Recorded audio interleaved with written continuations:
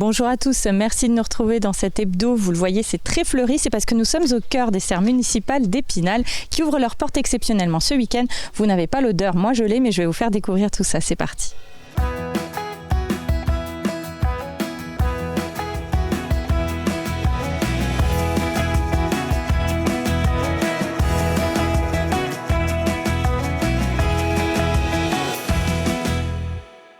Nous sommes donc à l'intérieur d'une de ces serres municipales. Je suis avec Philippe Louis. Bonjour. Bonjour. Vous êtes directeur du service cadre de vie à la ville d'Épinal. Et avec vous, on va parler un petit peu du fleurissement parce qu'il y a beaucoup de choses qui sont faites ici à la ville d'Épinal. Comment ça se gère déjà parce que bon, il y a beaucoup de zones à fleurir. Donc, on parle maintenant d'embellissement. Donc, il y a le fleurissement saisonnier, donc avec tout ce qui est produit ici dans la Bichapelle, dans la serre verte, dans les structures de production. Mais l'embellissement, c'est aussi les plantations pérennes qui ont pris beaucoup d'importance ces dernières années. Alors les plantes pérennes, ce sont des arbustes, des vivaces, des rosiers, des bulbes botaniques qui viennent agrémenter la ville et qui restent d'une année sur l'autre, quoi. Parce que vous nous dites que voilà, c'est un peu un changement d'orientation en quelque sorte. Il y avait énormément de plantes. Il y a quelques années, j'avais en tête 550 000 et là, on est vraiment descendu. Voilà. En fait, Donc en 2007, on était à 550 000 plantes saisonnières. Donc ça comprenait les chrysanthèmes, les plantes annuelles, les plantes bisannuelles. Et là, maintenant, on a moins de 100 000 plantes saisonnières, dont 36 000 plantes annuelles. Alors, pourquoi ce choix ? C'est parce qu'il y a aussi des aléas aujourd'hui climatiques plus importants. On manque peut-être parfois d'eau, d'autres fois, on en a trop. C'est aussi une logique écologique. Expliquez-nous un petit peu ce choix. C'est l'ensemble, hein. C'est-à-dire que c'est une logique écologique parce que, effectivement, les plantes saisonnières sont des plantes à cycle court, donc qui vont produire des racines, on va dire, en superficie du sol, donc ils vont être beaucoup plus vulnérables au manque d'eau. Ouais. Donc du coup, il va falloir les irriguer au moins 3 voire 4 fois par semaine, ce qui n'est pas le cas des plantes pérennes, qui sont naturellement plus résistantes, qu'on va planter en pleine terre, qui vont nous apporter, on va dire, davantage d'intérêt au niveau écologique, puisqu'on va avoir des plantes à fleurs simples, une forte diversité de plantes qui vont fleurir à différentes périodes de l'année. Et aussi un coût de revient moins important, oui. Puisqu'on n'a pas un renouvellement à faire chaque année. On n'est plus dans une logique uniquement esthétique en fait aujourd'hui. Donc il y a la logique esthétique bien sûr, mais on arrive à avoir quelque chose d'intéressant puisqu'on est labellisé 4 fleurs depuis 88. Le jury continue à passer, sauf que les critères du jury ont également évolué avec les contraintes aussi écologiques. Maintenant, on a 75 critères, dont des critères environnementaux qui sont quand même assez appuyés. Et donc, cette logique-là, elle va aussi dans ce sens-là, c'est-à-dire que c'est un cadre de vie qu'on offre aux gens, un cadre de vie de qualité. Alors, ça comprend le fleurissement saisonnier, mais il y a l'embellissement pérenne, il y a la gestion des arbres, il y a l'intégration de plantes un peu nouvelles, il y a aussi la régie maraîchère qui fait partie de la démarche globale, quoi. Parce que je reviens du coup sur le fleurissement. Je rappelle qu'il y a, je crois que c'était en 2022, il y a eu des restrictions sur les arrosages. À un moment donné, on était en telle situation de sécheresse. Il faut aussi maintenant se projeter et puis peut-être éviter des situations embêtantes en amont, quoi, j'imagine. Hein. C'est ça, c'est aussi l'anticipation par rapport à ces phénomènes. Alors on gère aussi l'eau, on essaie de récupérer d'eau. Ici, toutes les cultures sont irriguées avec de l'eau de récupération qui sont dans un plan d'eau situé à proximité. En ville, on a supprimé toutes les arrosages par aspersion, donc c'est que du goutte à goutte, donc avec des consommations d'eau, même si c'est encore de l'eau de l'eau de concession, qui sont relativement des consommations qui sont relativement réduites. On essaye aussi, même dans les plantes annuelles, d'utiliser des plantes qui sont moins gourmandes en eau.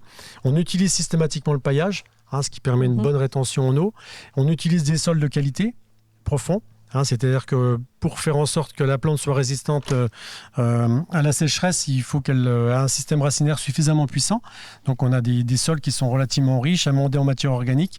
Tout ça permet de faire en sorte qu'on soit moins vulnérable à un aléa qui soit un excès d'eau ou un manque d'eau. Voilà. Et en ce moment, on est souvent dans l'excès de l'un ou de l'autre. C'est difficile d'être... c'est la dernière année, on était en excès d'eau. Les années d'avant, on était en restriction d'arrosage, qui nous ont fait d'ailleurs, il y a 2 ans, on a dû enlever l'ensemble des jardinières. Et tout ce qui est fleurissement saisonnier a dû être supprimé, quoi. Alors que le fleurissement pérenne a souffert, mais on a eu peu de pertes. Finalement, les plantes se sont naturellement régénérées. On a eu assez peu de pertes finalement sur les plantes pérennes. On est vraiment dans un changement des mentalités. De toute façon, ces dernières années, on voit aussi que les villes cherchent à se revégétaliser énormément. Voilà. On est aussi dans cette dimension-là, Épinal. Bah oui, parce qu'avant, on parlait vraiment de fleurissement, c'était à fleur au kilo, c'était tout ça. Maintenant, on parle de gestion intégrée des eaux pluviales. C'est-à-dire que les espaces verts, c'est aussi des espaces où les eaux pluviales, plutôt que de se rejeter dans un réseau qui va rejoindre la rivière, qui va rejoindre la mer ou l'océan, l'objectif, c'est que l'eau qui tombe soit récupérée là où elle tombe. Ouais, d'accord. Alors, l'exemple type, c'est ce qu'on est en train de faire aujourd'hui au parc du Cours, où on fait en sorte que les eaux pluviales soient projetées dans les espaces verts. On est en train d'aménager des noues de manière à ce que ces eaux puissent stagner le temps d'une grosse pluie et puissent ensuite redescendre progressivement dans le sol et dans les nappes phréatiques. Très bien. Et puis là, j'en profite pour dire qu'on n'a jamais vu cette serre aussi fleurie. Là, vous avez choisi de faire ces portes ouvertes aussi à ce moment-là. Ça a un effet un peu waouh. Là, ça va être bientôt mis en terre. Voilà, c'est là où la serre est la plus belle à voir, puisque les plantes arrivent en fin de cycle de culture. Donc, elles commencent à fleurir. Elles vont être mises en place à partir de la semaine prochaine. Pendant 3 semaines, c'est vrai que dans 15 jours, on aurait quasiment plus de plantes.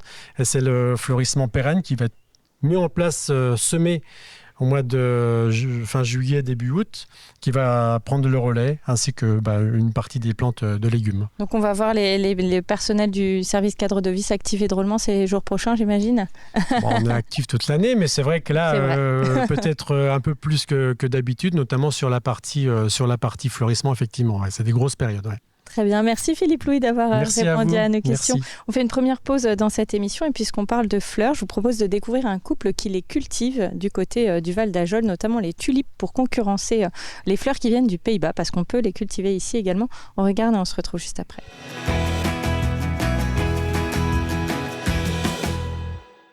Depuis 4 ans, Romain est maraîcher sur les hauteurs de Bellefontaine, à proximité de Xertigny. Dans ces tunnels, des plants de tomates et des salades. Et un peu plus loin, et c'est plus insolite, une parcelle avec des tulipes. C'est une petite partie, donc c'est plutôt une phase de test pour voir comment ça se comporte au niveau déjà de mon terroir, donc du sol et du climat.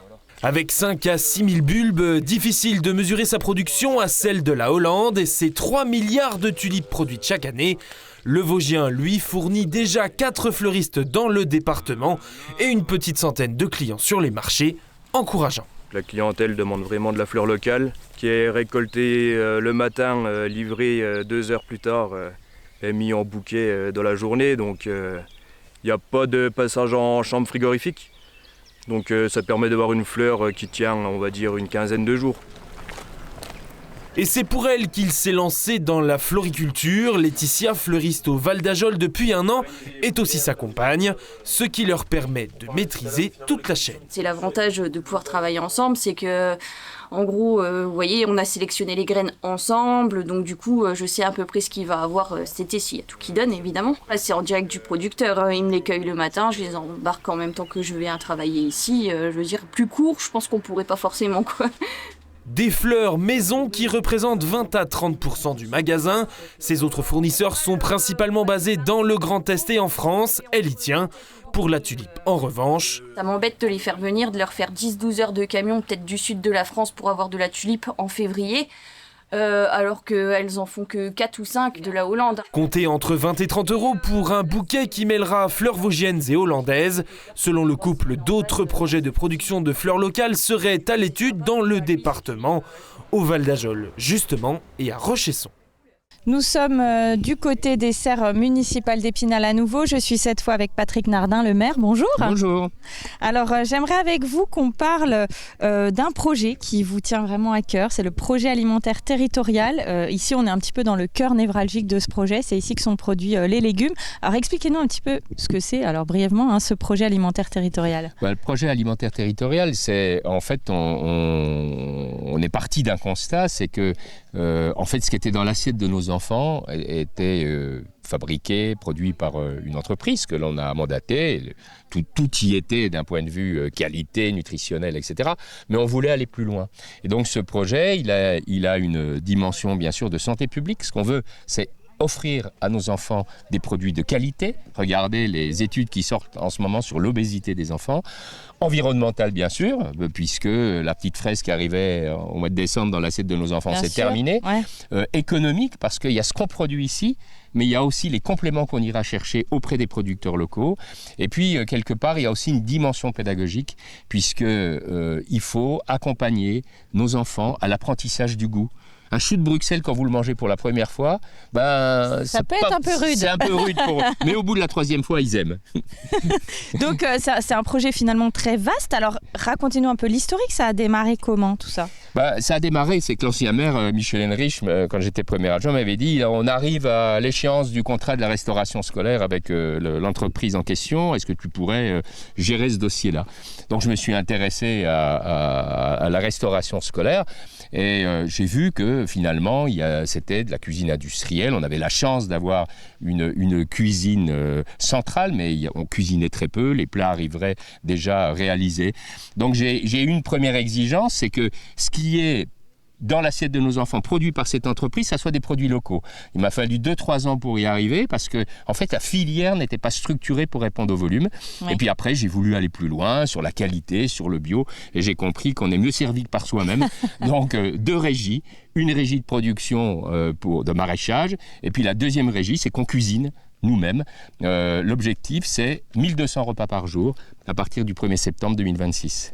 Donc ici, qu'on comprenne bien, c'est la partie régie maraîchère qui s'est pas mal étendue depuis qu'elle a été mise en place. Ça représente combien en termes de surface et de volume produit ? Là, on y a été progressivement, parce qu'on apprend en marchant. On a démarré d'une feuille blanche, c'est assez inédit au niveau national. Donc, on est sur 1,4 hectare de production en pleine terre. Et puis, vous avez derrière moi un équipement dont on ne pourrait plus se passer aujourd'hui. C'est une serre bichapelle. Ça permet de produire plus longtemps. Et de façon plus importante, notamment sur des produits un peu sensibles à la météo. Donc vous trouvez des pastèques, vous trouvez des concombres, vous trouvez des artichauts qui sont déjà bien avancés là pour la saison.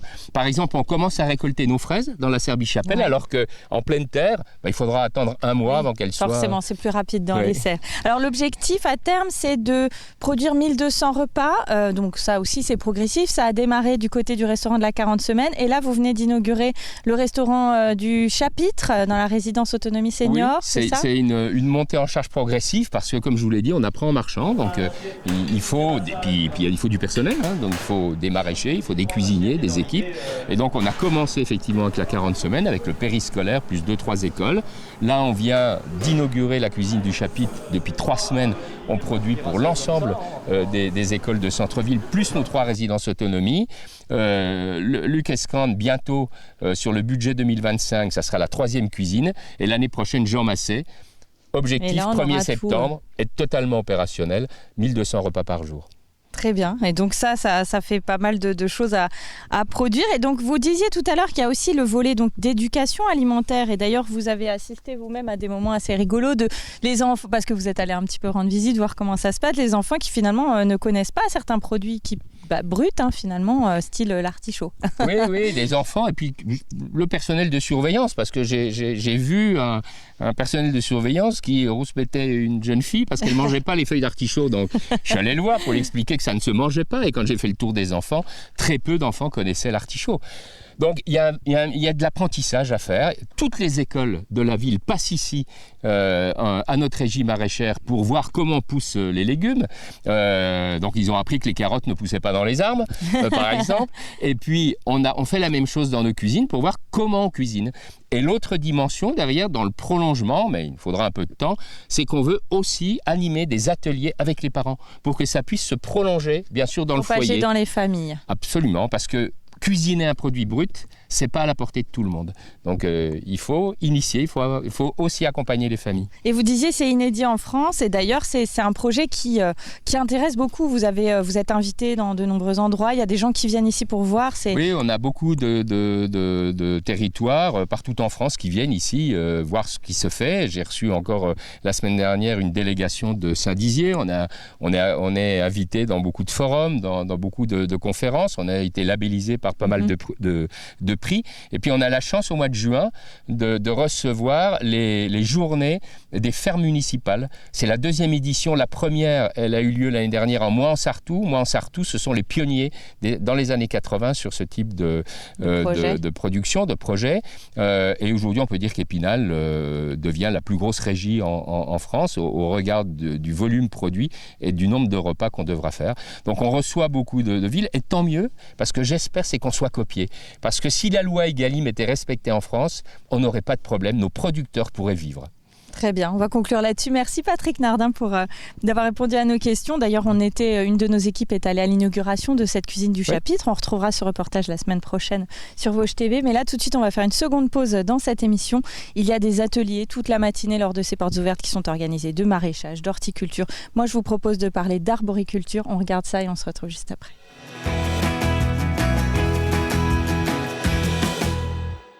Tout ce qui descend, déjà, il faut l'enlever.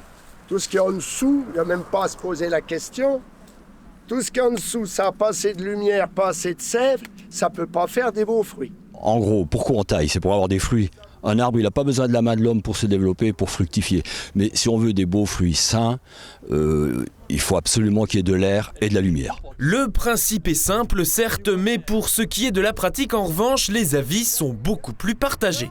Une trentaine de personnes s'étaient donné rendez-vous fin mars sur les bords du lac de Gérardmer pour cet atelier d'initiation à la taille d'arbres fruitiers. Comment couper, pourquoi, comment ça fonctionnait, et puis la pratique, là, c'est génial. Parce que j'ai planté des arbres il y a 2 ans et j'y connais pas grand-chose, donc je viens chercher des conseils, quoi. Et c'est très intéressant.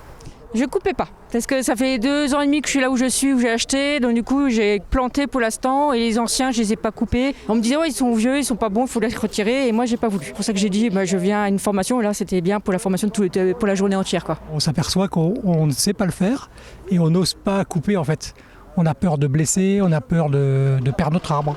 Précédée d'un atelier théorique en matinée, cette mise en pratique supervisée par les croqueurs de pommes des Audaciens se déroulait dans le cadre de la 2e édition du festival Jardinons le Printemps, à l'initiative de l'association géromoise Les Incroyables Potagers. Et l'idée générale, c'est d'inviter les gens à mettre les mains dans la terre. C'est vraiment un moment de transmission. On a quand même des gens là, parmi les croqueurs de pommes, c'est des pointures. Et donc les écouter, c'est absolument passionnant. La pratique du jardinage, c'est certes récupérer des bonnes choses, du goût, des produits, mais c'est aussi et avant tout du plaisir, quoi. Une rencontre aussi pour démystifier la taille des arbres et arbustes qui peut faire peur.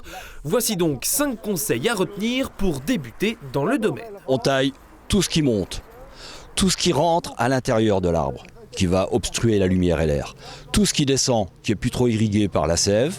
Tout ce qui se croise, parce que quand ça se croise, ça se concurrence, c'est un peu la forêt vierge dans l'arbre. Et puis bien sûr, tout ce qui est mort. A noter que depuis 2018, le conseil départemental propose une subvention aux particuliers pour l'achat d'arbres fruitiers. Il sera également possible d'en acquérir à moindre frais lors du troc de plantes qui aura lieu dans la Perle des Vosges le 3 mai prochain. Avis aux amateurs, maintenant, vous n'avez plus aucune excuse. Nous sommes de retour au CERF municipal. Je suis cette fois avec Sophie Desgranges. Bonjour. Bonjour. Vous êtes maraîchère au service de la ville ici. Oui. Ça fait combien de temps déjà que vous êtes là ? Eh bien écoutez, j'ai intégré le projet en avril de l'année dernière, donc avril 2024. Et donc ça fait un petit peu plus d'1 an maintenant que je suis ici. Alors, pour raconter un petit peu votre parcours, vous, c'est une reconversion, le maraîchage. Vous n'étiez pas du tout là-dedans avant, oui. Et c'est assez récent d'ailleurs. Oui, c'est assez récent puisque j'ai fait ma reconversion en 2022-2023, donc à l'école de Roville-aux-Chênes. Donc j'ai fait un BPRP, un brevet de responsable de production horticole, plus orienté sur la partie maraîchage. Vous étiez dans l'administration, il y avait une vraie volonté de retour à la terre et à des gestes un peu plus techniques, c'est ça ? Oui, c'est ça. En fait, moi j'ai à la base une formation technique puisque j'étais technicienne de laboratoire. Et de par la vie, j'ai bifurqué en fait sur l'administratif, un petit peu par la force des choses. Et j'avais vraiment ce besoin de retrouver un métier technique et en contact avec le vivant et un métier surtout qui ait du sens. Et ce qui vous a motivé, il faut le dire quand même, c'est le projet en lui-même, le projet alimentaire territorial dont on a parlé avec le maire tout à l'heure. C'était un vrai moteur pour cette reconversion aussi. Alors tout à fait. En fait, au moment de ma reconversion professionnelle, je savais que je voulais faire quelque chose dans le végétal. J'hésitais un petit peu entre tout ce qui était pépinière, aussi arboriculture. Et le projet de la ville d'Épinal, quand je l'ai vu sortir de terre, j'ai dit waouh, ça c'est super, c'est vraiment quelque chose d'oser et qui a du sens. Et qui est valorisant, et qui est valorisant, au quotidien. Et se dire que on pouvait un petit peu participer à un modèle modèle économique, écologique, exactement. Ouais, tout à fait. C'est un peu ça qui m'a poussée à prendre la branche maraîchage parce que j'avais vraiment envie de voir si je pouvais intégrer ce projet. Voilà.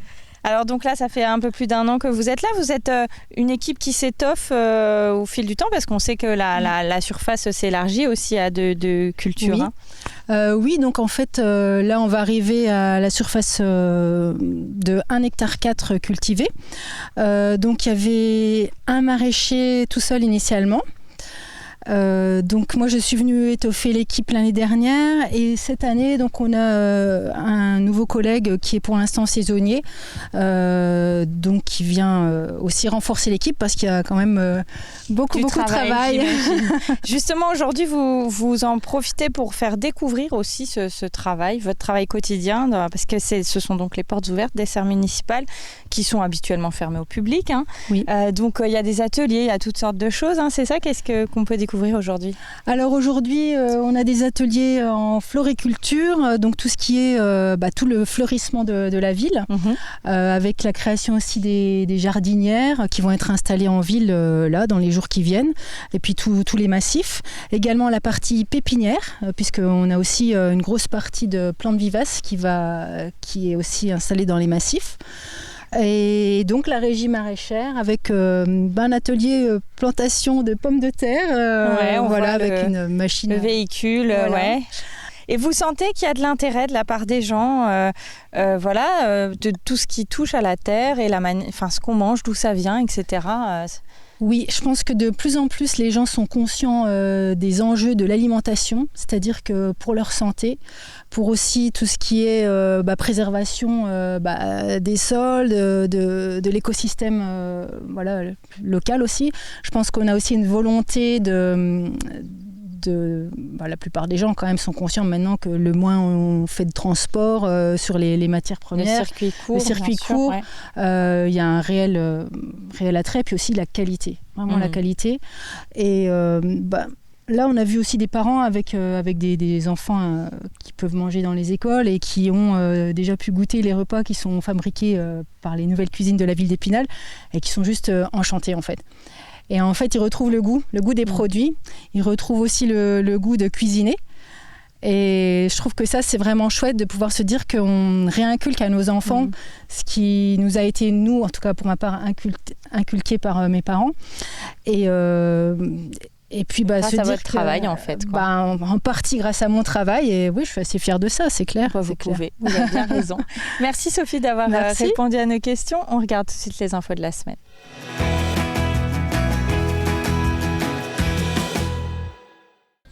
Pour un football plus inclusif, l'association sportive de la Chapelle-aux-Bois proposait samedi dernier Tout Foot 2025, un événement dédié à la promotion du football féminin et adapté et qui a rassemblé plus de 200 visiteurs. Divers ateliers ludiques et de sensibilisation étaient organisés avec des joueuses et des éducateurs, ainsi qu'un tournoi de foot en marchant. Mixer les personnes en situation de handicap et celles qui ne le sont pas, c'était tout l'intérêt de cette journée destinée à favoriser les interactions et apprendre les uns des autres.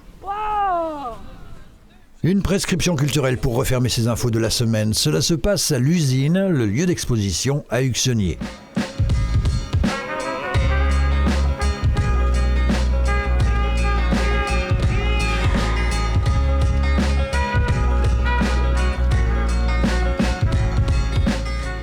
Et donc pour qu'on comprenne que c'est quand même une version du radeau de la Méduse, j'ai construit mât comme ça. J'ai mis des morceaux de bois pour symboliser le radeau et des coquillages pour symboliser la mer. Le travail d'Alain Rivière-Lecoeur est pour le moins original. Photographier des corps enchevêtrés recouverts d'argile, corps de danseurs et acrobates qu'il met en scène en s'inspirant de la Genèse et de la mythologie. Il utilise aussi des décors extérieurs pour des clichés tout aussi étonnants.